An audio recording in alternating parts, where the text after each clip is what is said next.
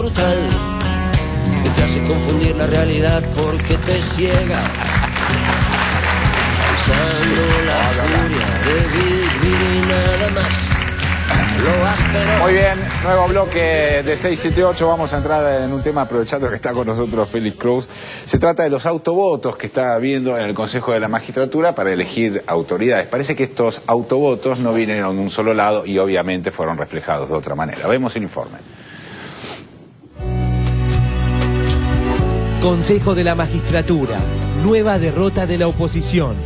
Al unísono, con calcada falaz argumentación, pataleaban los integrantes de la Corpo, o de la OPO, por la nueva derrota de la OPO, o de la Corpo.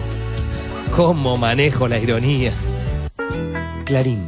El kirchnerismo logró imponer al presidente de la magistratura. El nuevo titular, Mario Fera, votó por sí mismo para desempatar. Grave denuncia en el Consejo de la Magistratura. El presidente es de orientación kirchnerista, se llama Mario Fera, estaba empatado y él se autovotó. Una denuncia alarmante. El juez Mario Fera se convirtió en el nuevo presidente del Consejo de la Magistratura, pero llegó a ese cargo con un autovoto que abrió la polémica. Mario Fera se convirtió en el nuevo presidente votándose a sí mismo. Con un autovoto que definió la votación. Él se votó a sí mismo. Un autovoto para definir una diferencia. Lo desempató el mismo Fera votándose a sí mismo. Mario Fera se convirtió en el nuevo presidente del Consejo votándose a sí mismo. Mario Fera se convirtió en el nuevo presidente del Consejo votándose a sí mismo. Votándose a sí mismo. Votándose a sí mismo. Doctor Alejandro Fargosi, consejero de la magistratura, sobre el tema. ¿Cómo le va, Fargosi? Buen día. Buen día, ¿cómo le va? Bueno, un poco sorprendida con este autovoto, ¿no? Sí, yo además de sorprendido estoy indignado, porque es una burla política este autovoto. Llama la atención, nos encontramos frente a otro de los temas que realmente hacen al espíritu de la República. El espíritu de la República no es ese, ¿o me equivoco? Exactamente, exactamente, ahí está la clave. Así no se construye un país. Escuchando esta mañana a Víctor Hugo, nos enteramos de la verdad completa. Como diría Cecilia Pan, triste referente del monopolio. La elección que hubo dentro del Consejo de la Magistratura, que terminó con un autovoto de quien ahora la preside y es del kirchnerismo. Sí, pero Víctor Hugo, no, una elección normal. Son 13 miembros, se vota y, bueno, la mínima diferencia, al ser 13 tiene que ser 7-6. Pero a mí me llama la atención y fíjate que vos mismo decís autovoto. Y recién en el programa anterior al tuyo escuchaba con mucho énfasis a la conductora y los diarios del sistema, Clarín y todo, hablan del autovoto. Un poco sorprendida con este autovoto, ¿no? Con este autovoto, ¿no? Votó por sí mismo. Y él se autovotó. Con un autovoto. Votándose a sí mismo. Votándose a sí mismo. Votándose a sí mismo. Votándose a sí mismo. Todos hablan del autovoto, pero lo que no dice nadie, Víctor Hugo, es que el que perdido también se votó a sí mismo. ¿Me entendés, Víctor Hugo? Ajá. Entonces, ¿cómo van a impugnar? Son dos sectores, ¿cómo van a impugnar? A uno cuando el otro hizo lo mismo. El espíritu de la República no es ese, ¿o me equivoco? Exactamente, exactamente, ahí está la clave. Así no se construye un país. ¿Cómo van a impugnar? A uno cuando el otro hizo lo mismo. Entonces, en todo caso, habría que negar el voto a los que son candidatos. Le pasamos raya o hacemos una cruz sobre ambos votos y seguiría ganando 6-5, por eso. Sí. Insólito como lo presenta, ¿no? A lo mejor le faltaba ese dato, Julio. Nos volvemos a preguntar, este eslogan, ¿hasta cuándo?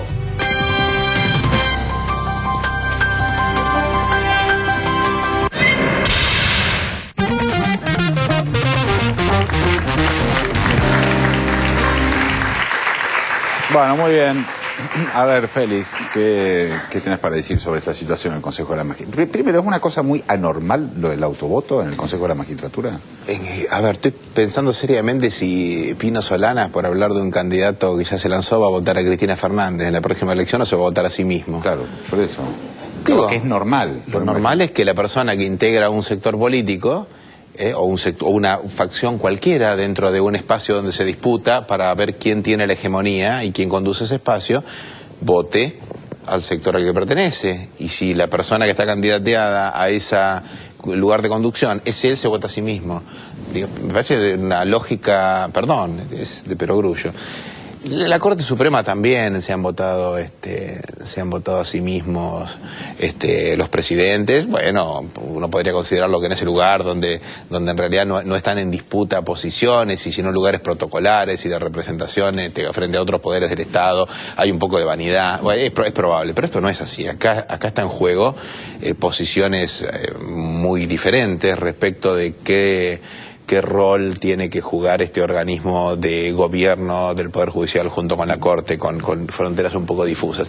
Yo quiero decir algo. Cuando se reformó el Consejo de la Magistratura, hace algunos años, se recibió muchísimas críticas a esa reforma de la oposición, básicamente. Se elaboraron proyectos de reforma del Consejo de la Magistratura, y cuando, después de las elecciones de medio tiempo, la oposición atisbó que podía quedarse con la mayoría del Consejo de la Magistratura, aquella ingeniería de la reforma del Consejo de la Magistratura dejó de ser tan mala para ser buena, porque iba a ser conducida por este sector. La Asociación de Magistrados, que es un organismo que fue gobernado, es una mutual, digamos, la gremial de los magistrados,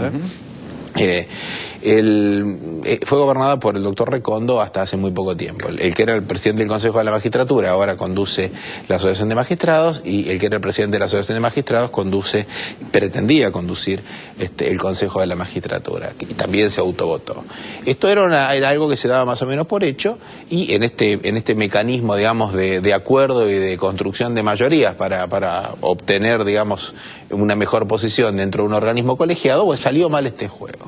Está indignado. La indignación de así no se construye un país, dice el doctor Fargosi, que creo que es el representante del Colegio de Abogados de la calle Montevideo, esto es de Jurassic Park, de la abogacía porteña, donde es sí, claro, cómo no, es el Colegio de Abogados, que tiene un nombre más o menos parecido al Colegio Público de Abogados de la capital, que es un organismo público.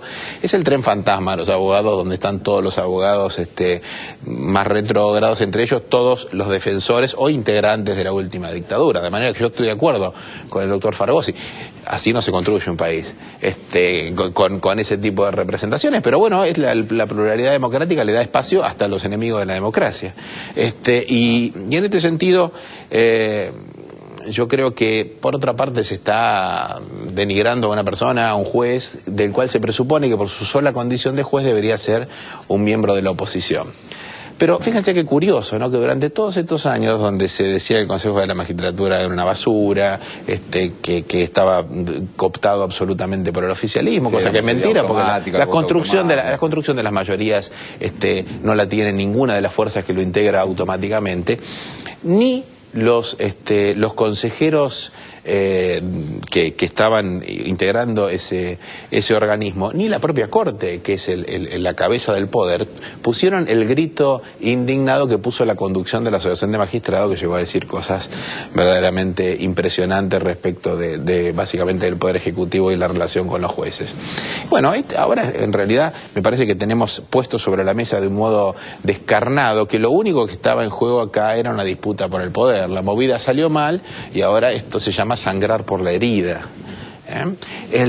Si la verdad hubiera habido una política por parte del Poder Ejecutivo tan virulenta de cooptación y apremio por sobre el Poder Judicial, no hubiera bastado 4 años de resistencia pasiva, gandiana, digamos, por parte de la Cámara de Casación para mantener inmóviles y detenidos los juicios de lesa humanidad, con una estratagema, digamos, una argucia menor por parte de Visordi, en la que no nos vamos a detener ahora, simplemente para no dedicarle más tiempo. Siguiendo tu análisis, qué ironía, más que ironía, no sé, otro adjetivo, pongamos, lo que sugiere esto respecto de Magdalena Ruiz Guiñazú, defendiendo lo contrario a lo que defendía en los 80, es decir, defendiendo al Consejo de la Magistratura de la oposición, que precisamente retarda los juicios a los militares y todos El profesor Zaffaroni decía hace muchos años, cuando la institución Consejo de la Magistratura se anunciaba en los proyectos de reforma constitucional, que siempre los consejos de la magistratura son buenos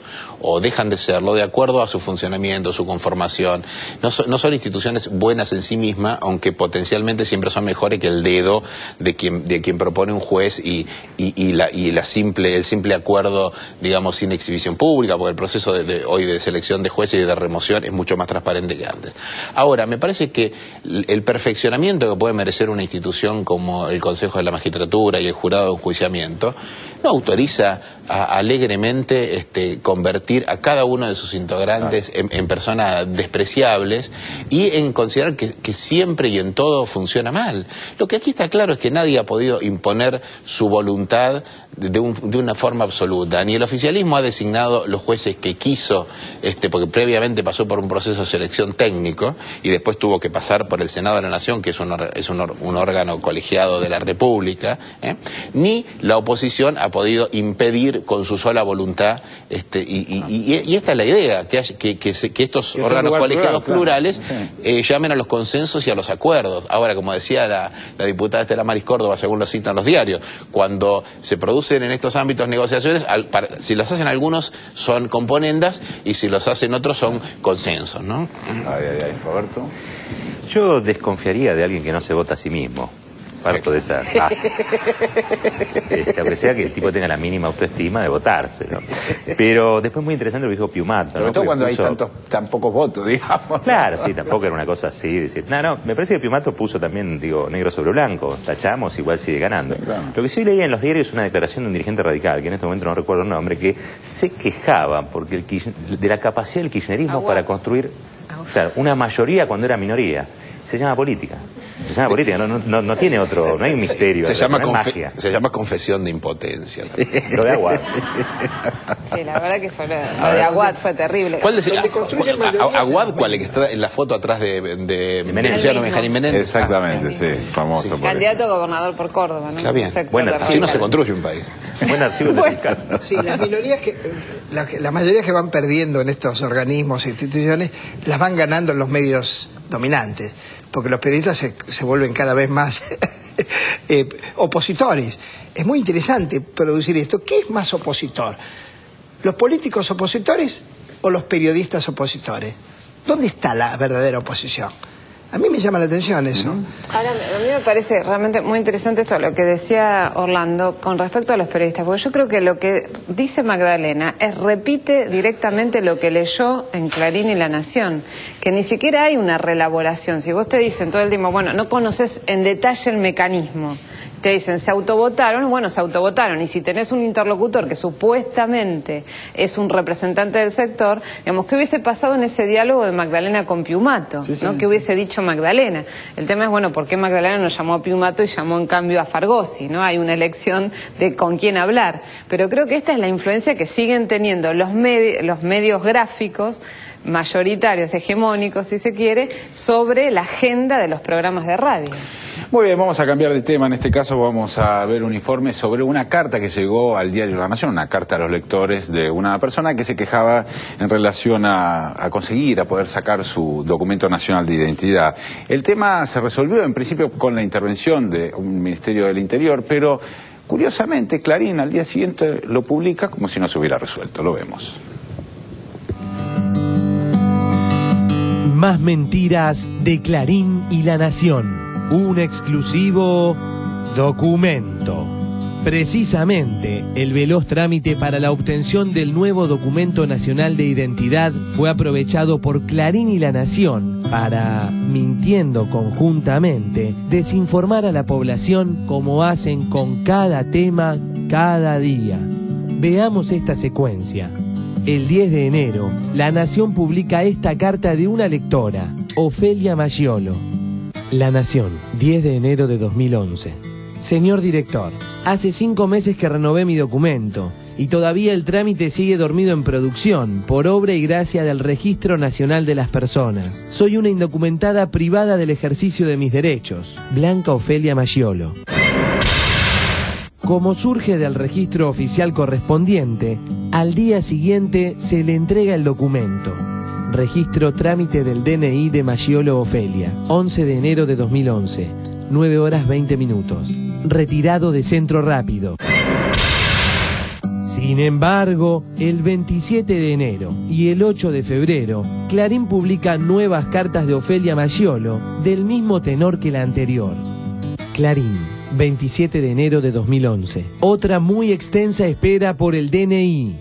Estoy prisionera por obra y gracia del Registro Nacional de las Personas.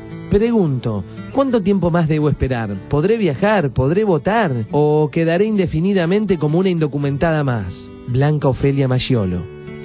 Clarín, 8 de febrero de 2011. La larga y frustrante espera por el DNI. Señor ministro Aníbal Randazzo, hace 6 meses concurrí al Senado de la Nación a renovar el DNI sin que hasta el momento de escribir esta carta tenga noticias, a pesar de haber hecho varios reclamos vía email. Yo pregunto, si todos somos iguales ante la ley, ¿por qué a algunas personas se le entregan los documentos en tiempo y forma y otras, como en mi caso, debemos esperar por tiempo indefinido? Realmente me siento discriminada. Blanca Maggiolo.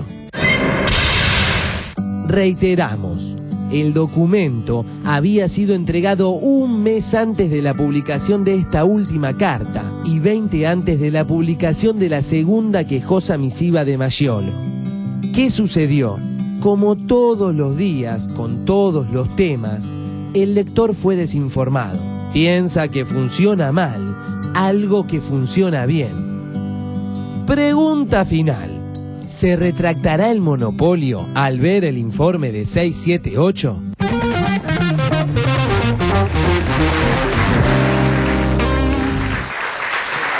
Sí, está buena la película de Blanca Ofelia o Ofelia, no se sabe, Blanca Ofelia o Ofelia Maggiolo, ¿no? es seguro. Pero vos decís que sabés quién es.